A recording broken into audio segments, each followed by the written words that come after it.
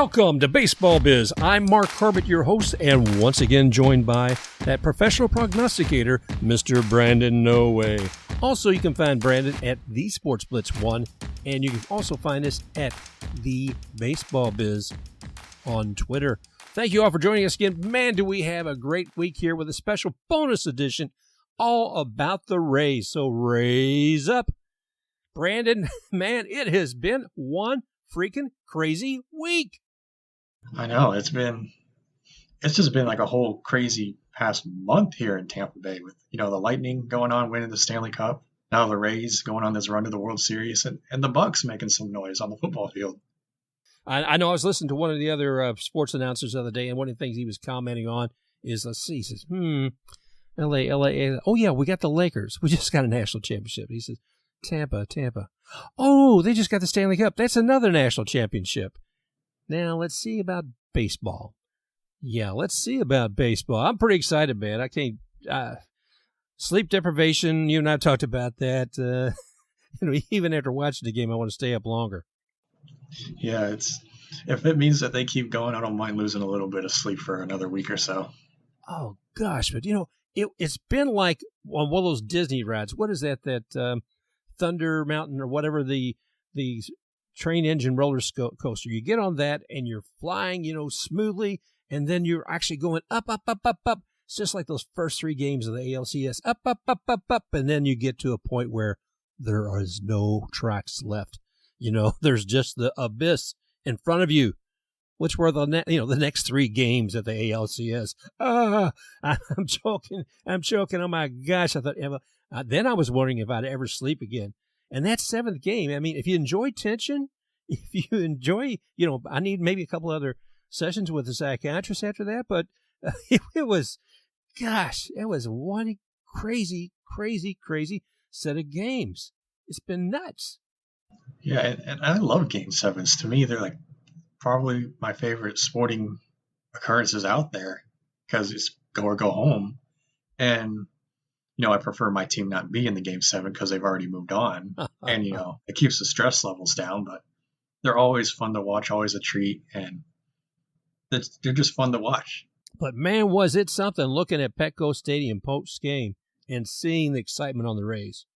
They were tied into that, man. I mean, you see all the excitement jumping up and down, everything else out there, certainly celebrating Arozarena. We'll talk a little bit more about him later.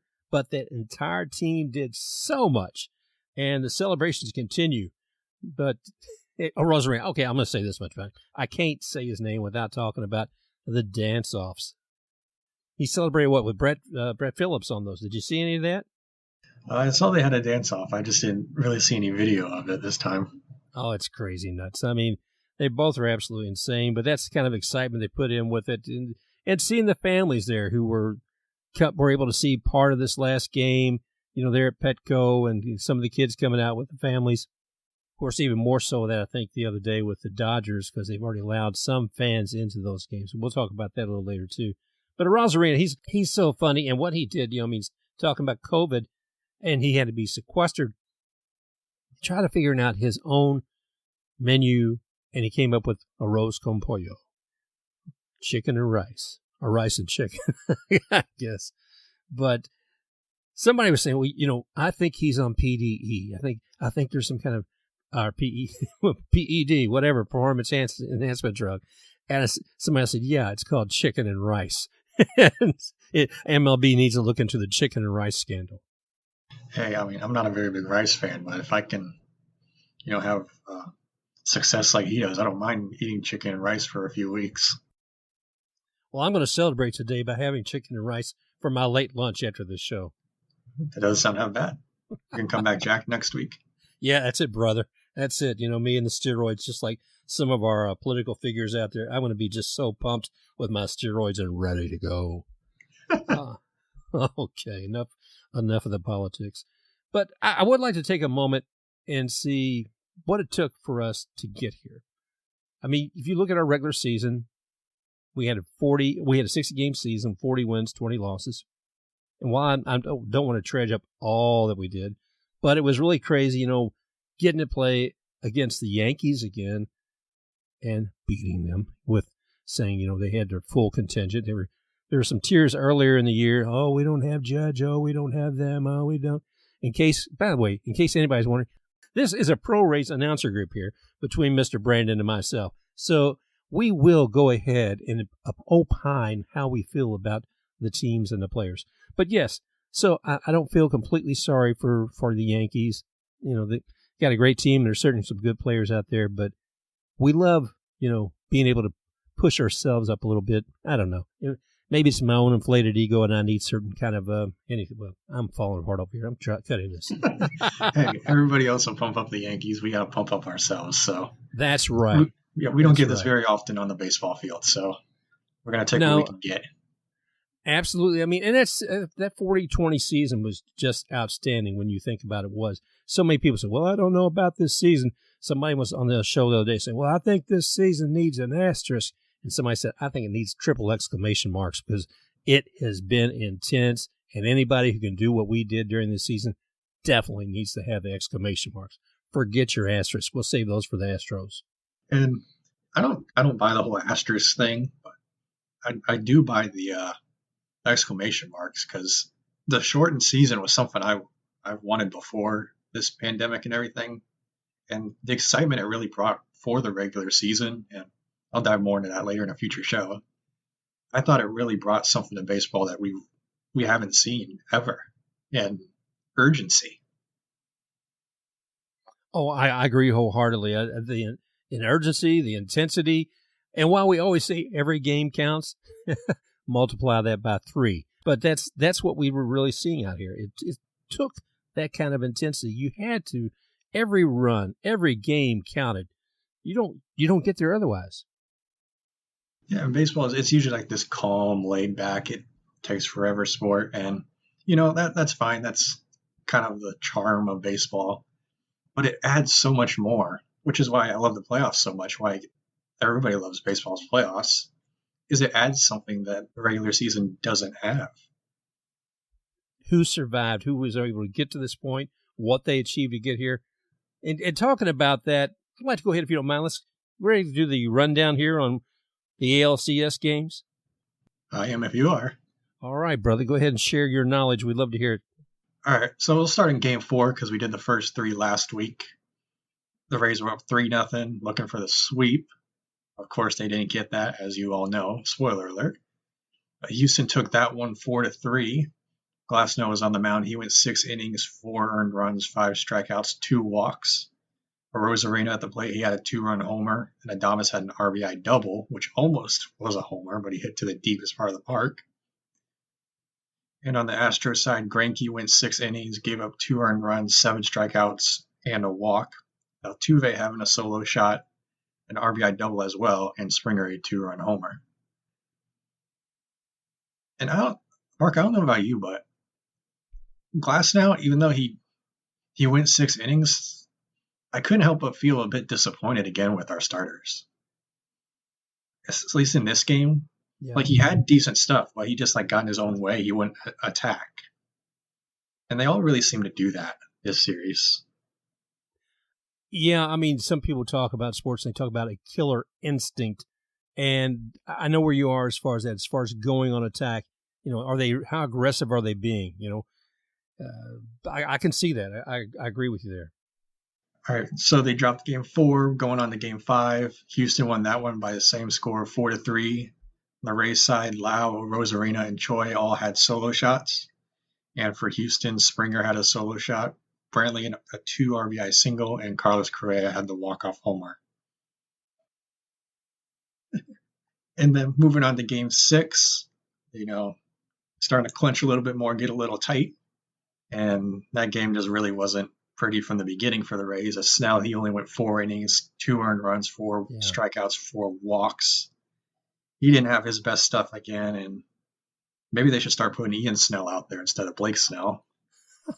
Ian was our best pitcher so far. On the offensive side of the ball, you had Adames, he had an RBI double. Margot had 2 homers. One was a solo shot, another was a 2-run shot. And on the Houston side, Framber Valdez, he went 6 innings, gave up 1 earned run, 9 strikeouts, 3 walks. And pretty much all the big names on Houston contributed. Springer had a 2-run single, Altuve an RBI double, Correa a single with an RBI. The Tampa kid, Kyle Tucker, he had a solo shot. Brantley an RBI single, and Tucker another sac fly late.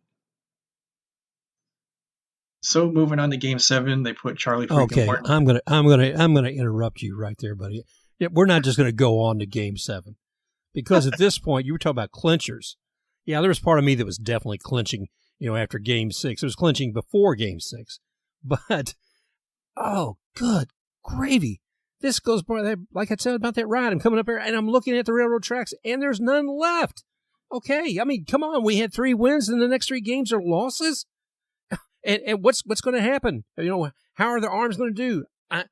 I'm excited. I'll let you talk about Charlie because I was excited about that, but there's a lot of people who aren't doing anything offensively. So I'm sorry. Go ahead and bring in Game 7 because I am suffering.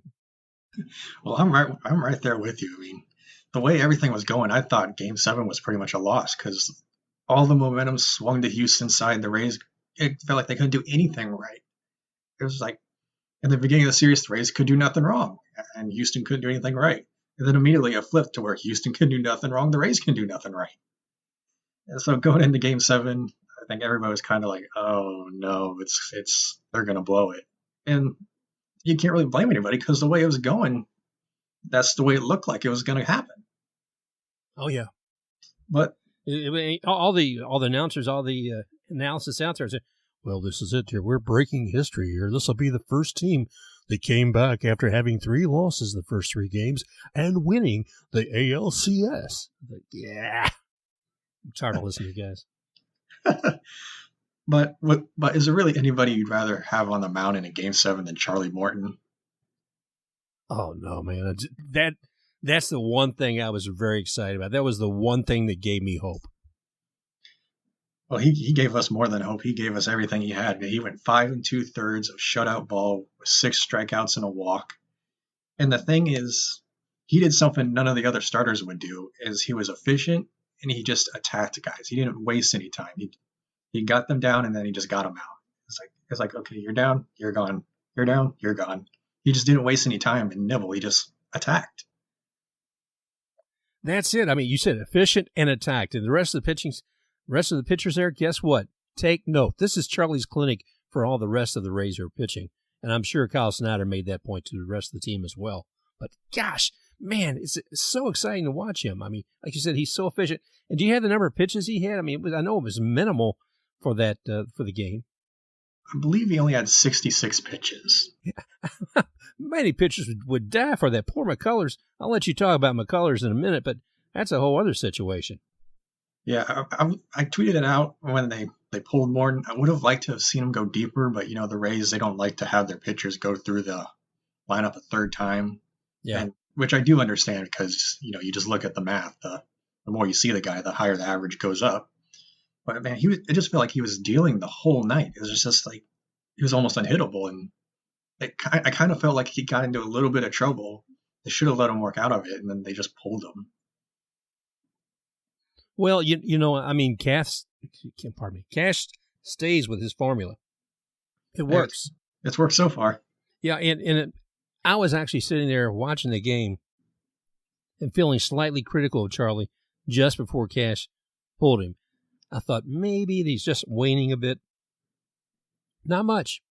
I mean, who would notice? I mean, he was so subtle. But I know a lot of us are scratching and saying, "Oh my gosh, you pulled Snell the other day, and now you're pulling Charlie Morton." Yeah, but we'll go back. We'll move on a little bit instead of doing the Charlie Morton podcast fan club. Arozarena, he continued his MVP postseason. He had a 2-run shot. Zunino, he had a homer as well and a sac fly. Fairbanks came in. Wasn't the prettiest, but he got the job done. He pitched an inning and a third, 1 walk and 3 strikeouts. And then on the Houston side, McCullers, another Tampa kid, he started the game for the Astros. Only went 3 2/3, but he got the job done for the Rays. Gave up 3 earned runs, 7 strikeouts and a walk. And then Correa had the lone 2 RBIs on a single in the ninth. It's weird. Fairbanks stresses me out. I've said it before because he seems like he doesn't have the greatest control out there. I was wondering why they didn't put Castillo in because he's been pretty much automatic. It feels like him and Anderson have switched roles where Anderson makes you nervous late in games, and then you put in Castillo, who's usually the one making you nervous, but he's the one coming in and is lights out when it's usually Anderson who's lights out. So weird having the roles flipped a little bit. And Fairbanks, like I said, he does stress me out, but he seems like he does get the job done. Even though it's not the prettiest, he gets the job done eventually. Well, but it's interesting watching Fairbanks to me because he always looks so intense. And I thought, are you worried? Are you attacking? Are you just so focused on what's about to happen? But when they do a close-up on Fairbanks when he's pitching, I thought, no, just don't show me that close because he looks so intense. It's like, is he concerned or is he just really, really focusing on what that next pitch is going to be? I don't know. I think it might just be like his face. That's just like his resting face. Because I've seen in interviews, his eyes are like really big. It's like he's ready to just go off on you or something. Maybe he's always on his game face. Well, he performed very, very well.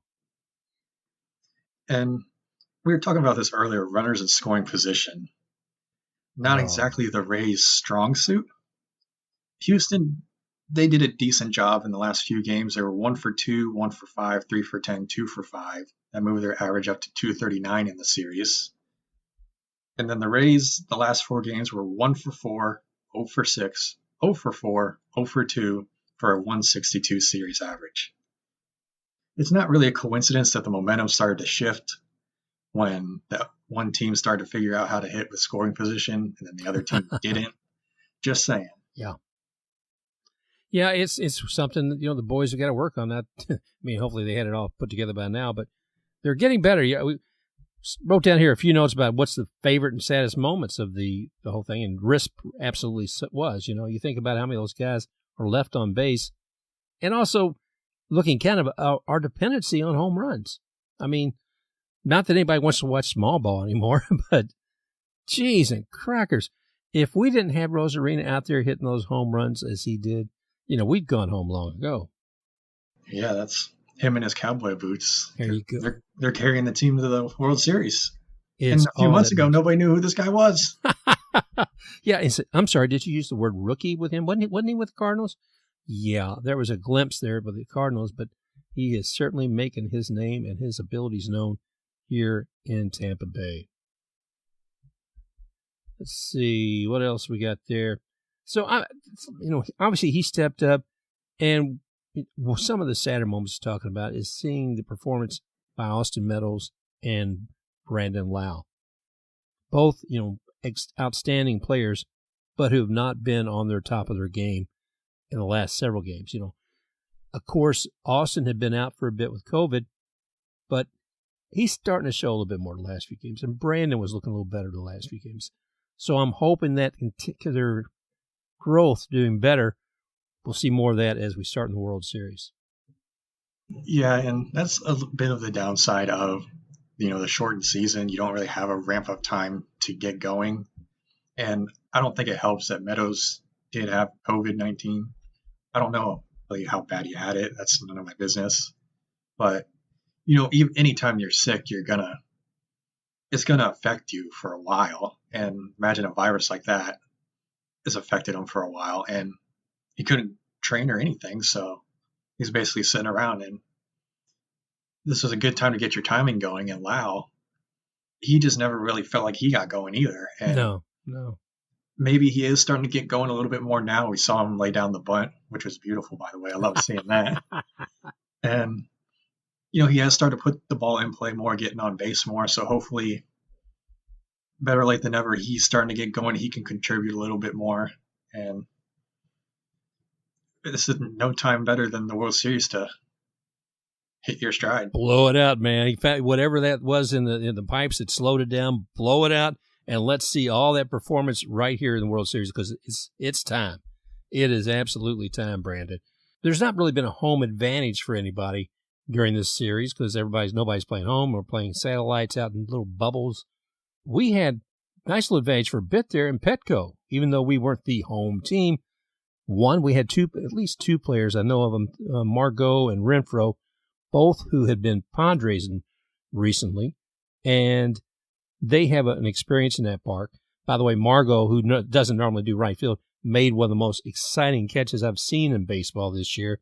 I think made the highlights for probably 2 days with him in right field, running over to catch that ball over a fence. His whole body flips into a concrete little gullet, and he comes out with the ball in hand, and the ump says, "Yep, you got it. The ball's out." That, to me, one of the most exciting moments in the season, outside of a lot of other things, but certainly Charlie Morton, but since this is the Charlie Morton Love Show. But that, to me, that was one of the most exciting things to see out there. And so, yeah, that's probably like one of the greatest defensive plays in Rays history. Not just the timing, but he just flips over the wall and disappears. Absolutely. So the home field advantage of playing a couple of the series in the same place, having some players who played in that field before, I think certainly helped us to some degree. Won't say it was any kind of deciding factor, but it maybe gave a certain comfort level. Yeah, and it always helps when you have an idea, hint, hint, Astros, of what you're getting into. The shadows, even though that's something simple.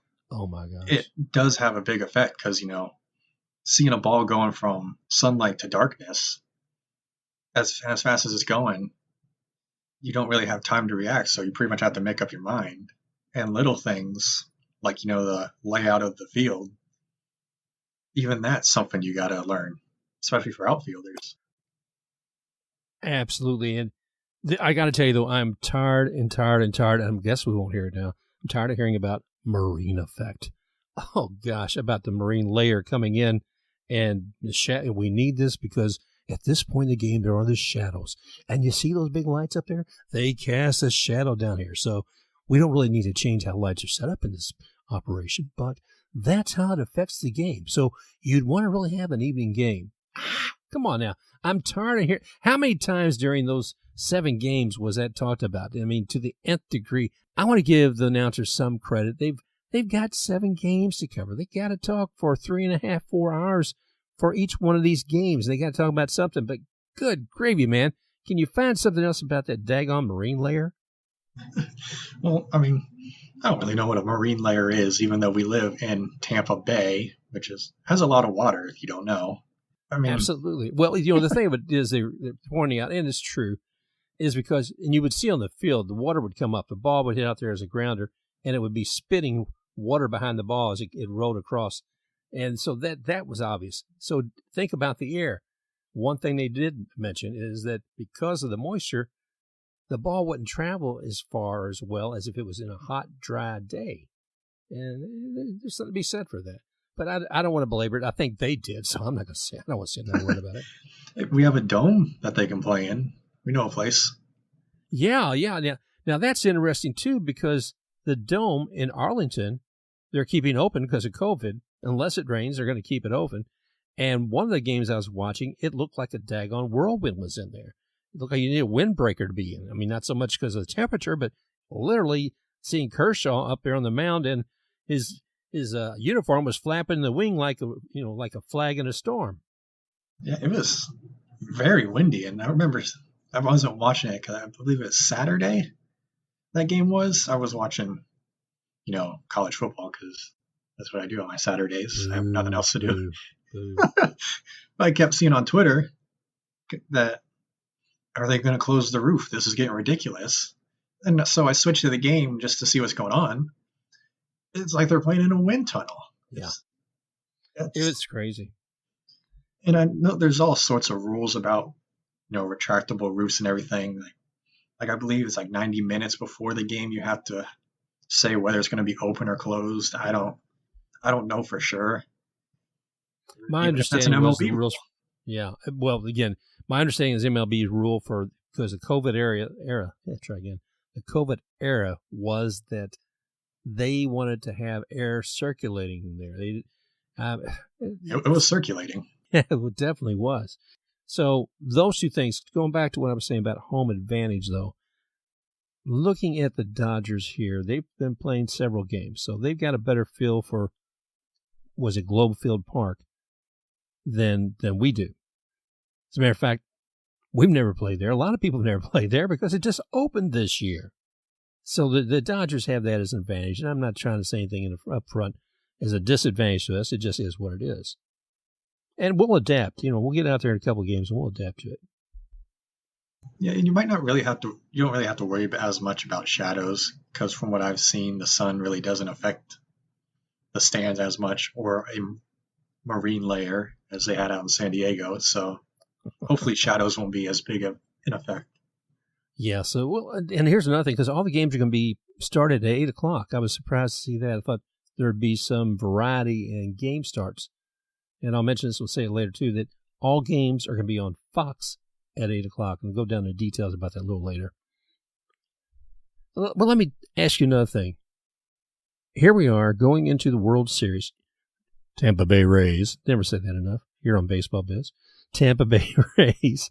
And what, if any, lineup changes can we expect for the Rays, or possibly even the Dodgers, in this World Series?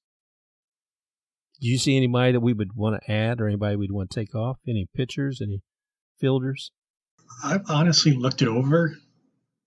I can't think of anybody that I could say, hey, take this guy out, put this guy in. He provides us a better chance, because everybody for the Rays that I believe gives them the best chance is out there right now. Now there are guys that I would maybe put out there more. Like I would put Choi out there more than I would put Yandy out there, just because to me Choi has been much more consistent. And, Meadows, even though he has gotten a little bit better, maybe I wouldn't put him out there every day like they have. But hey, if Cash feels that he's coming around and he's going to have a big day soon, then who am I to argue with him? Yeah, we got to trust the guys that see him every day. I mean, that's true. But if you do, I have trouble, too, looking at anybody we would take out. I'll look at Yoshi. I'll look at Yoshi as DH. I mean, I don't know who I'd bring up. I'd really want to see a lot more out of Yoshi, just as I want to see more out of Brandon and Austin. Maybe we'll see that come up this in the World Series here with the Dodgers. But it's been crazy. It's been nuts. The roster changes? Probably not. And the Dodgers are looking really good. But one other thing, I do want to go ahead and give a tip of the hat, too, when we're looking at our own fielders.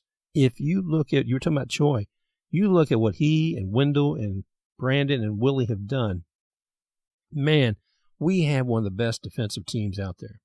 They have done such a fantastic job catching balls, getting double plays going, moving quickly, minimal errors. Fantastic. I look forward to more of that, too, in this World Series as well, because they've really made that game exciting. Yeah, and Choi, to me, he's been like the defensive MVP because, Adames, he makes some crazy throws sometimes, and Wendell, he'll make a bad throw every now and then, but Choi, like anything close, he'll scoop it up and he'll still keep his feet on the bags. And some of the some of the picks that he's made he's just been like a vacuum out there. Anything close, it's in the glove in and out. Yeah, this you can't argue with that kind of efficiency, that effectiveness that they've done. I mean, and seeing Choi, if you told me 2 years ago I'd see him doing splits like he does, I'd say no. It doesn't seem like he would have the physicality for it, but he certainly does. These men are all athletes, every one of them. And looking in the outfield as well, Margot, Renfroe, Kiermaier, Arozarena, all those guys. Just exciting stuff to see. The way they go up against the wall, run up there. We talked about Margot taking his flip over the wall with the ball. And, KK will do anything. Hurting himself is not really worrisome for him. He's wanting to get that daggone ball, and he'll throw it. So he's done a lot. I'm real excited about this, the next move up. And this World Series with the Dodgers is going to be fun. And it starts tomorrow. Yeah, and Kiermaier, even though he does some stuff a little excessively, he always hustles, gives 110%, even though it may be a bit unnecessary sometimes. I know, he sells himself out to try to get the out. I'm sure if you give him the chance, he'd run through the wall to get it out. And Choi. Oh, I agree with you wholeheartedly. Yeah. Sorry, go ahead. Choi. And Choi, I still can't believe a guy his size can make splits and dives like that. It's unbelievable. And not hurt himself. To watch him do that has just been, mind-numbing almost. It's unbelievable. So I want to give a, big thank you to the guys for that. And, more celebrations to come. I can only wonder what it would be like to have been at Ferg's this past week. I didn't go, and I haven't checked any live streams on it, but I can imagine it was absolutely insane. That's something I want to, Brandon. I was like, we need like a Thunder Alley. Ooh. That's what we need. I mean, even this time of COVID, you got to be smart about this. But a Thunder Alley, is there a way to do something like that with I don't know about with the Trop, but maybe even actually over in Tampa instead of St. Pete? Is there something where we could gather people in a large area to share this? Well, I mean, Thunder Alley. Thunder Alley. Well, there you go. Do it there. There's enough fans out there that need to celebrate this together. Because I got to tell you right now, I'm not hearing enough about this. I'm not hearing enough about the World Series. I'm not hearing enough about the Rays. And I'm talking about people. I'm talking in the area. Now, one, I'm not out there amongst crowds and such, but I'm still not seeing it as a vibe that's going through the entire community. And even more so, the media. Yeah, and, I'm not going anywhere either, but we saw it for an entire 2-month stretch of NHL playoffs. And I know I talk a lot about the NHL on the show, even though it's a baseball show. You saw it everywhere, all around Tampa Bay. Your Go Bolts flags, Lightning game tonight on the radio, everywhere. Watch parties every single game. And, there are reasons for that. I believe I could dive deeper into that, but that make the show a very, very long show. I have a lot of opinions on that. But the Rays, I don't know if it's because they don't play over here in Tampa. It doesn't feel like they get the love that they really do deserve. Or at least it's not as publicized. Because I know a lot of people that root for the Rays. They may not be diehards like the Lightning, but they at least casually watch them and genuinely root for them to win. They just don't throw it out there like you see with the Lightning and the Bucks. Yeah, I mean, it's not like people are hiding in the closet to share what's really going on about being a Rays fan, but you got to wonder. I mean, I'm not seeing enough of it. I'm not hearing enough vibe. I see more and more people wearing merchandise, and I'm sure we'll see more now that we've gone ahead and won the ALCS and we're going to the World Series. You'll probably see more merch being sold like crazy and being worn. I hate to say this because I want the Rays to stay here forever, but I don't know that we do enough as a community to support that team to keep here. And if you tell me one more time, not you, but if people tell me one more time that, well, it's just too long to go over there and see that team, I'm sorry. We're talking about a world-class team. Whether or not they're playing in the World Series or not, this is a world-class team and has been for, years and years. And if another 10, 15, 20 minutes, what does that cost you? Can you imagine if you're a Green Bay Packer fan, you live in God's knows where, Wisconsin? Do you think they're still going to go? You think that if it takes a 2-hour drive, they're going to go? And I'm not talking about season ticket holders who have to go if they're going to go every day. I'm talking about a lot of fans. I want to see that. I had the opportunity when we were moving forward with the division finals and all that last time and seeing that Trop full and the excitement in that air. And there's nothing like it. So once we get post-COVID, I want to see that daggone Trop full. And if you don't like that stadium, fine, don't like it. Go in there, sit down, and watch that team and enjoy the heck out of a fantastic game because you're not going to see anything like it anywhere else and 72 degrees. Yeah, you don't have to worry about the weather. And, the Trop's not the greatest. I understand that. I mean, in my opinion, I think it's a dump, to be honest. And it's a bad spot, but it's what we got today. Stu's not going to spend any more money on it. The community's not going to spend any more money on it. And Montreal is just scratching their head saying, how soon can we get them all here? So fans, if you're true fans out there, let your voice be known. Celebrate with these Rays, not just during the great times like this, but always. And celebrate this. Let people know you're there. Let the team know you're there, whether you're tweeting, you're Facebooking, any kind of social media. And if you have the opportunity to physically be somewhere where people can see you and still stay safe, do it. Let people know because there is not enough people invested in this team and letting others know about it. I got to say that right off. And Yeah. I'm sorry. And yeah. if they win, maybe do another boat parade like we saw with the Lightning. And could you imagine what that would do if the Rays are holding a boat parade like that and the crowd is as crazy as they were with that? It would be insane and show that people do care about baseball here, which we both know that people do. They just show it in different ways. Absolutely. And you see the other professional sports leaders in this area. You see like Stamkos and Brady, and they're posting different social media saying fantastic things about the Rays. They're supporting the Rays. Take a hint, folks. If you're involved with hockey, if you're involved with football, if you're involved with Tampa Bay, whether it be in Tampa proper or St. Pete, step up. Let's make it happen. Okay, where's my soapbox? I think I need to fall off of it for a moment because that's just too much. But I do want to take it a step further, Brandon. I want to talk about, while we feel like there may not be the buy-in as much from some fans around here, I wouldn't call it a buy-in, but I'd say the personal investment of time and understanding of what's going on from the media. I'm not talking about fake news. I'm talking about dumb news. This is just dumb. We won the ALCS, right? We've talked about having defense clinics from what Rays offer. What we have here is a clinic on not how to do an interview.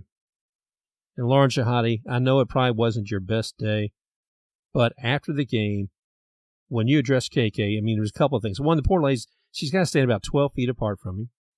There is all this crowd noise celebrating the game. And not only is she having a microphone that's talking to him, it's going across a PA system with all kinds of reverb. So, ouch. But then, Lauren, you ask, hey, KK, how's your hand? You feel, oh, yeah, everything's good. Well, congratulations. So, KK, was there, how did she put it? She used a double negative. Was there any scenario where you would not be able to be out and not play for the team? He looked at her a bit and yeah, I was going to play with the team. Yeah, I'll be out there. I think that's not exactly what she said or he said, but it was kind of weird. But then she goes further with a question. I thought, okay, this sounds like somebody doing a political attack ad. She says, so KK, speaking of scenarios, is there a scenario where you wouldn't even be here because you in the front office last year weren't sure whether you're going to be here back or not? I'm like, good Lord, woman. One, I never heard of that topic anywhere before, whether it's true or not. And two, this isn't a place for it. This is a moment of celebration. If you want to go ahead and do some big expose and have some deep story, go ahead and do it, but not in a moment of celebrating the ALCS winners and asking KK a stupid question like that. Now, for good or ill, KK didn't hear or feigned that he didn't hear. He made her repeat it 3 times. And the third time, she just changed the question together with, well, how do you see you in the Rays? Are you a good fit? Yeah, okay. Yeah, we're a great fit. And he went on and said a little bit more. But the way she started out with that, it's like, come on, Lauren, be realistic. Is this a question for this moment? And why would you start something like that? I don't know. So I was a bit peeved, to say a bit.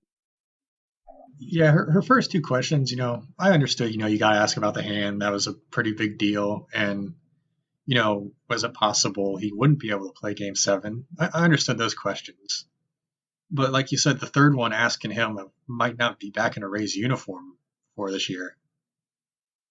I never heard that story. And I went back. I tried to find something on it. I couldn't find anything. I didn't know. Did I just miss something? Was this something that happened earlier in the year I just forgot about? I couldn't find anything on it, to be honest.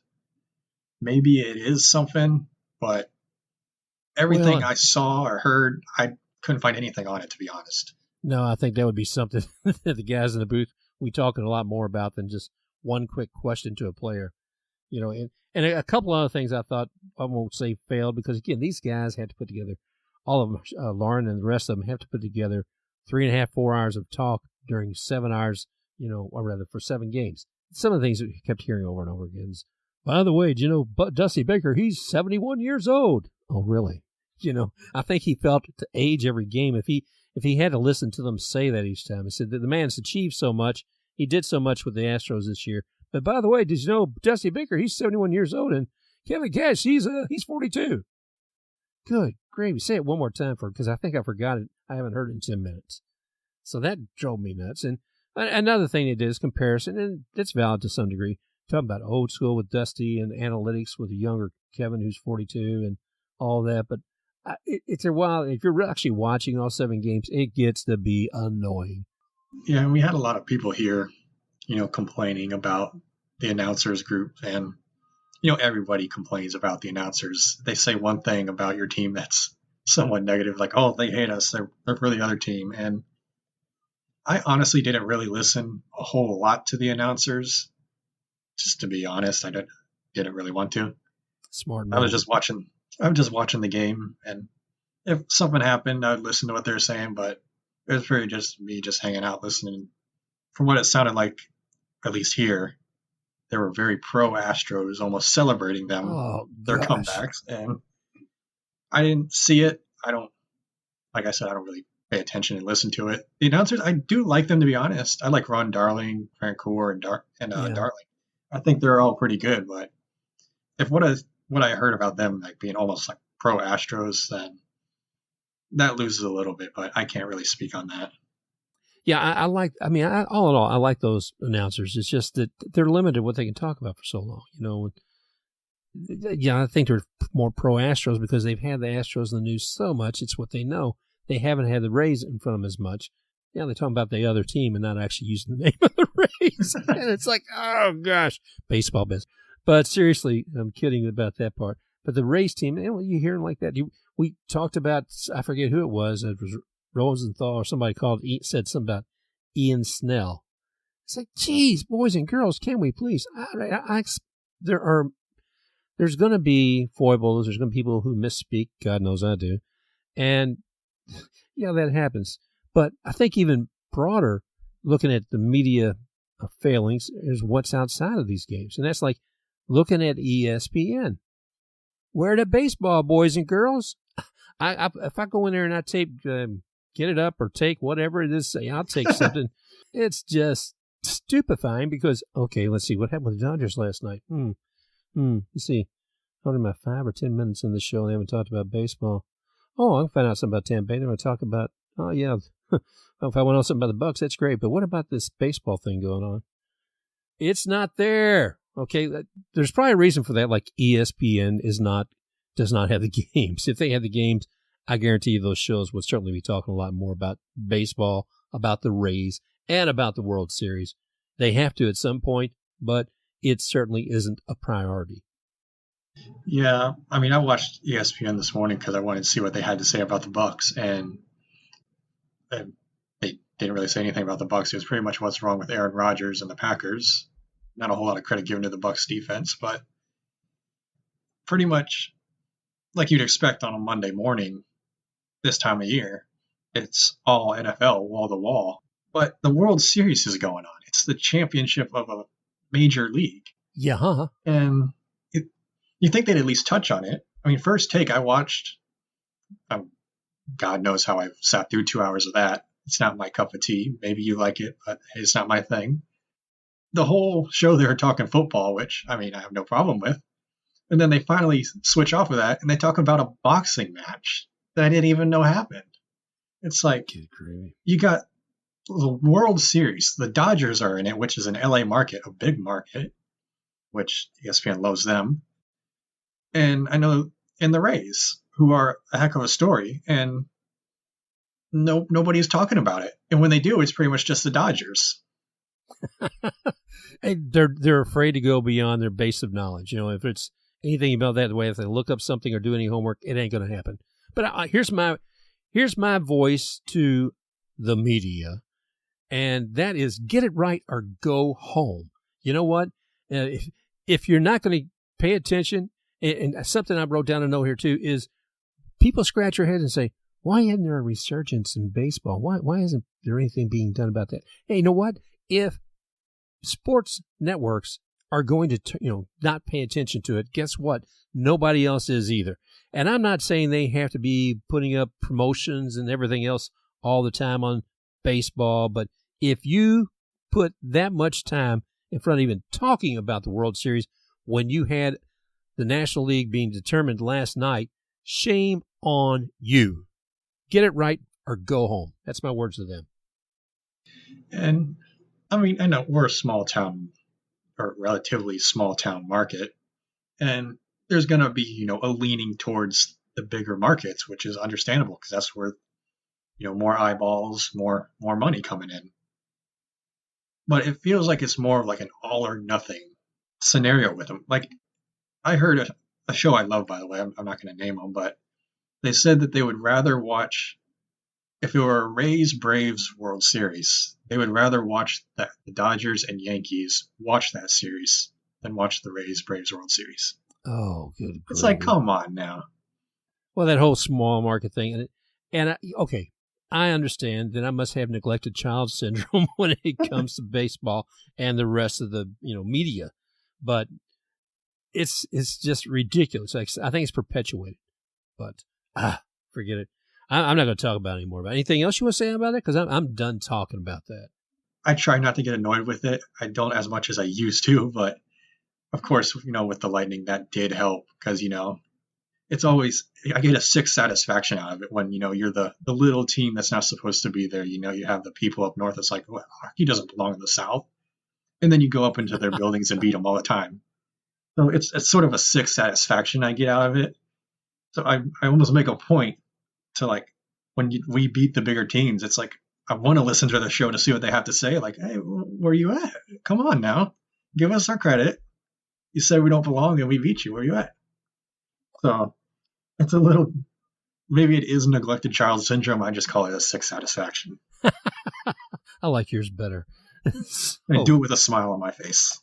Even better. I mean, I get rid of my animosity and just get right down to it. So anyway, I appreciate that. Yes, it's been an exciting time in Tampa. We've got, we had the hockey, everything, blowing everything out with the Stanley Cup. We've got everything moving right along with what with Tampa Bay Rays, and of course the Bucks are moving well. So it's time to celebrate, boys and girls. What I do want to talk about, though, for a moment is I know when and where do we watch these games. Yes, like I said, we don't. Thunder Alley, I wonder if they're going to do something like that, let people watch during the World Series. We'll have to find out. If we do, we'll share that on Twitter with you guys. And if you do want to watch the World Series, and I would say this is certainly going to be an exciting best of 7 games, here's what we're looking at. First 2 games, they'll begin being played on Tuesday. Those first 2 games are going to be the home game for the Dodgers. And even if you believe that there's no real advantage except being the last one at bat. So the first 2 games, Tuesday and Wednesday, Dodgers. Thursday, that's travel day.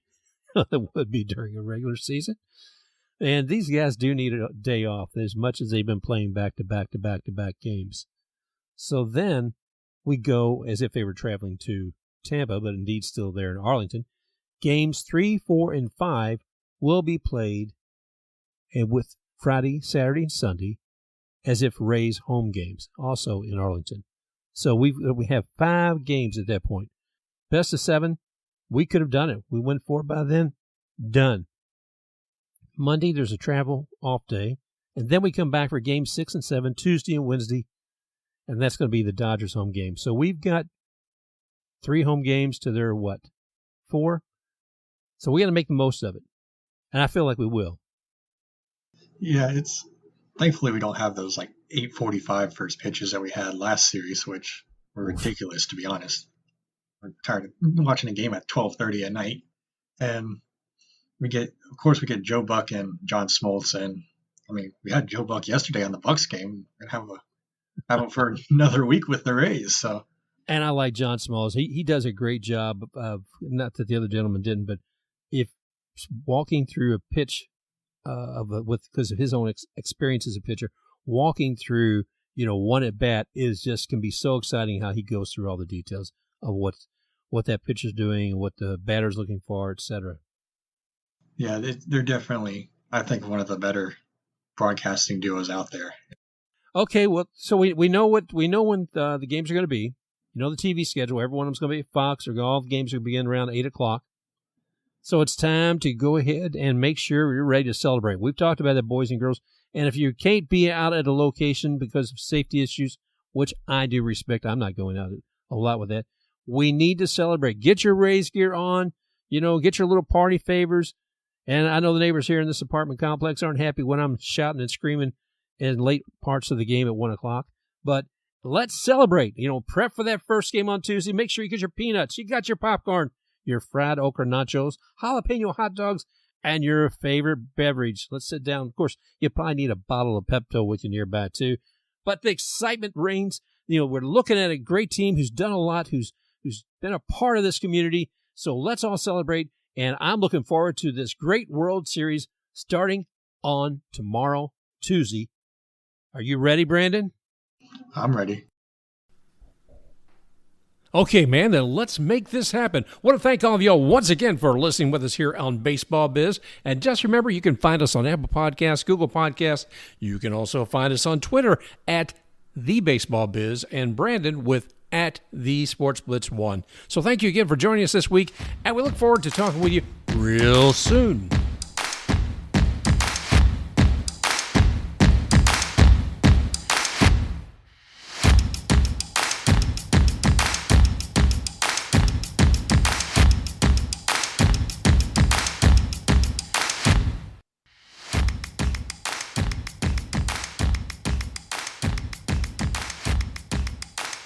Special thanks to Scott Holmes, who created the music, Stomps and Claps.